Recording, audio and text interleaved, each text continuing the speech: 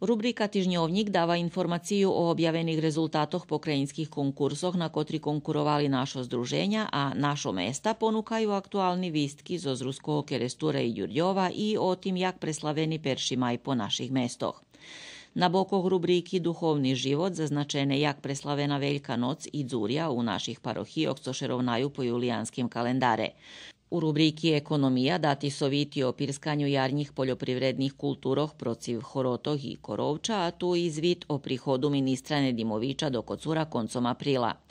Kultura i prosvita zaznačila velkonocni koncert u Ďurďove i 7 dni teatra Vladimir Sabodajko u Kocure. Rubrika Ljudze, rok i život dava nove predloženje feljtona Gustoročnici snovanja Ruskog narodnog prosvitnog društva i napis o arheologijnim području u Šidskej opštini, a čitatelje možu upoznat z Mariju Blotne iz Osijeku. Mozaik ponuka prečitati interesantnu pripovetku Jovana Živkovića zo sputovanja do Tajlandu, gdje dostal trecu nagradu za kratki film. Na bokoh sporta napis o roboti ženskog rukometnog klubu Rusin, a dati i rezultati naših fudbalskih klubov u ih peršenstvenih ligoh.